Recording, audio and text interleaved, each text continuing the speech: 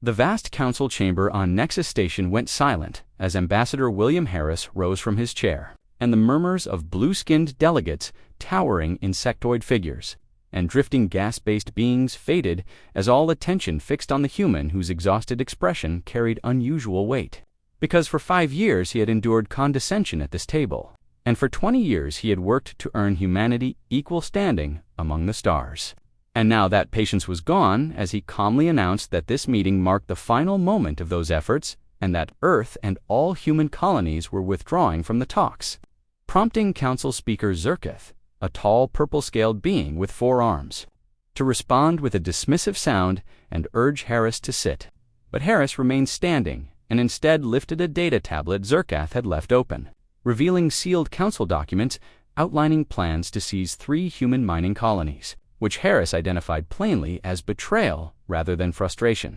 causing visible shock among the other 6 council members as Zerkath's scales darkened in embarrassment and he hurriedly claimed it was merely a hypothetical exercise, a claim immediately challenged by Susan Miller, the second human ambassador, who stood beside Harris and reminded the council that these hypothetical futures involved breaking treaties after humanity had defended council trade routes from the Promaxian raiders the previous year, a point brushed aside by Calera, the large gray tentacled delegate, who belittled human contributions and claimed their species owed its progress entirely to council guidance. After which Harris slid the tablet forward and stated that after 20 years of respectful requests for equal membership and constant delays, humanity would no longer seek approval, declaring the immediate withdrawal from all Galactic Council agreements, triggering chaos in the chamber as protests erupted and the gas beings flushed bright red, while Harris raised his hand and the 5 other human representatives stood and calmly packed their materials as if rehearsed, ignoring warnings from the Arcturan delegate that humanity depended on council protection, to which Harris replied with a quiet smile that humans had learned more than the council realized, before Susan handed him a device that he activated to briefly black out every screen in the room. And when they returned, all records of Earth and human territories were erased, followed by Harris stating that humanity would defend its own and that any future contact would only occur on equal terms, after which the human delegation exited in perfect order, leaving behind council members who largely dismissed the event except for the youngest among them, who quietly warned that the council had made a serious mistake. While outside, Harris finally exhaled and instructed Susan to send the signal to Earth to initiate Plan Omega, which activated immediately in a packed underground meeting room in Geneva where military leaders, scientists, and business figures gathered as Admiral Diane Powell announced the plan's launch with a countdown at 3 minutes, just as Dr. Alan Murphy arrived to confirm that newly tested shield generators exceeded expectations and could stop any weapon the council had revealed. And when the timer reached 0, Harris appeared on screen from his ship, reporting that the council reaction matched predictions, prompting Admiral Powell to order silent departures across hidden bases as secret fleets mobilized, defenses activated on Mars and Europa, and scientists like Dr. Lisa Bennett rushed to complete ship upgrades using modified council technology that was 30% faster and harder to detect, racing against a 36-hour window before supply disruptions raised suspicion, while Captain Peter Allen redirected his patrol ship, Guardian, toward the Epsilon mining colony to extend protection to all human settlements. And on Earth, the United Nations held an emergency session where leaders were warned that humanity was reclaiming independence and that defenses long concealed were now active. As orders spread across the solar system to stand ready and protect what belonged to humanity, leading Admiral Powell to announce that Phase 1 was underway,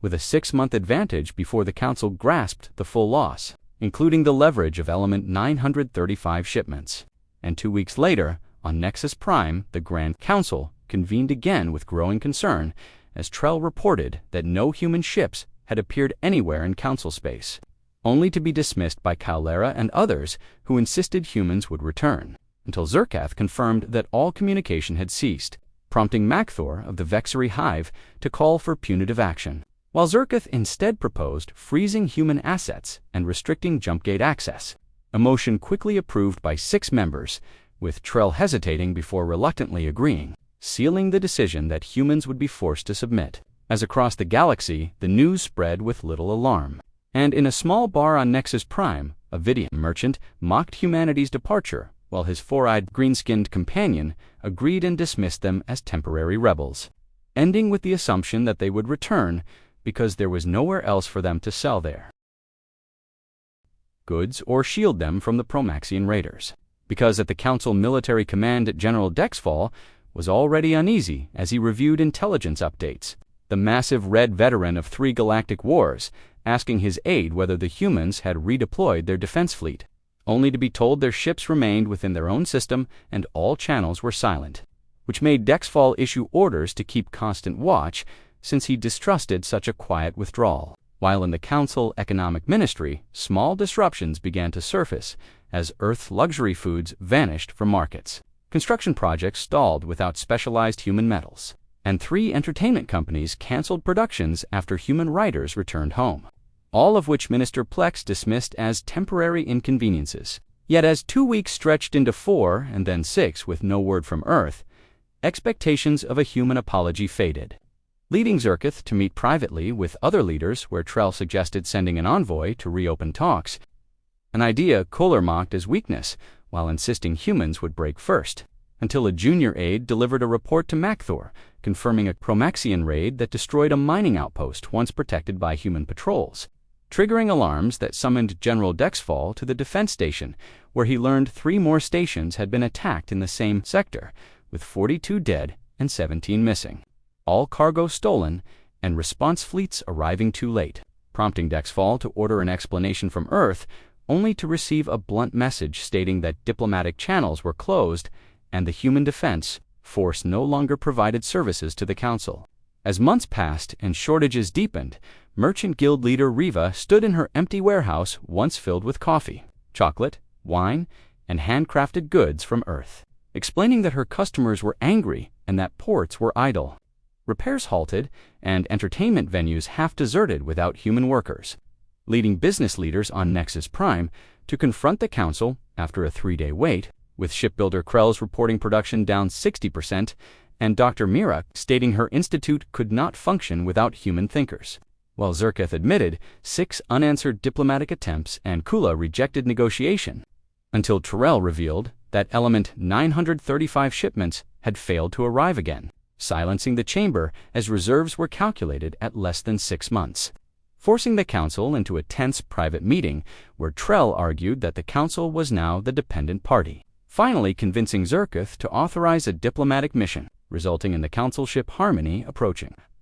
Earth, where Captain Lux was halted by Admiral Diane Powell and denied entry beyond transmitting a message, which Earth leaders reviewed together and dismissed as inadequate since it offered only full trade rights and a 10% tribute reduction, while urgently requesting Element 9, confirming Powell's prediction that 6 months without the resource had crippled Council fleets. A crisis further confirmed when Dr. Siv reported that viable deposits outside human space were rare, dangerous, costly, and required equipment only humans designed, followed by a shocking archival discovery that a 10,000-year-old star map labeled Earth as home of the Guardians, implying humans had traveled space long before current species evolved, causing alarm across the Council, while in Earth orbit aboard the station Freedom Captain Peter Allen briefed colonial officers that the Council envoy continued waiting as Harris and Powell revealed that humanity had founded 4 new colonies beyond Council censors and achieved shield advances beyond Council understanding, ending with Harris asking what humanity now wanted from the Council, as the sentence continued with the word they needed us more than we needed them. And when a young officer suggested simply abandoning the Council entirely because humanity was thriving independently, Harris explained that isolation was never the objective and that cooperation remained valuable as long as it was based on equality rather than obedience, while at the same time Captain Lux received unexpected orders aboard his ship, authorizing him to offer humanity full Council membership, news that spread rapidly across Earth and every human colony, prompting urgent discussions in the White House Situation Room where Admiral Diane Powell, General Frank Rodriguez, Ambassador William Harris, and President Laura Grant examined the offer. With Rodriguez warning it was a ploy to reclaim Element 935 and human technology, while Harris argued the Council's desperation was genuine after 20 years of personal experience. A claim supported when Dr. Lisa Bennett presented intelligence showing Council fleets failing without Element 9, food shortages spreading across 3 colonies, and Promexian raiders striking deeper into Council territory, which Harris viewed as ideal leverage, while Powell revealed a separate development by calling Captain Greg Martinez, who confirmed his fleet was secretly positioned near Nexus Prime using advanced stealth the Council could not detect. A move President Grant acknowledged mirrored past Council intimidation tactics, even as on Nexus Prime the Council convened in crisis,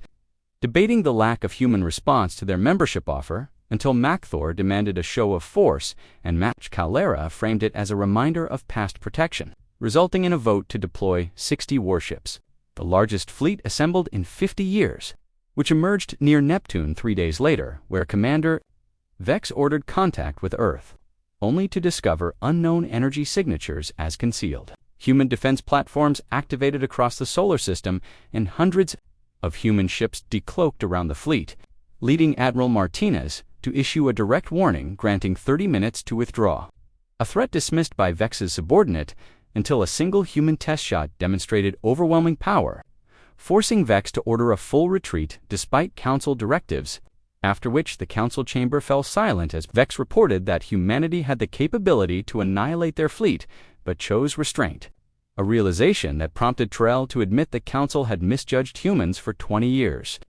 While elsewhere, Dr. Civ and his research team uncovered ancient records from all 7 Council species describing human-like beings aiding civilizations.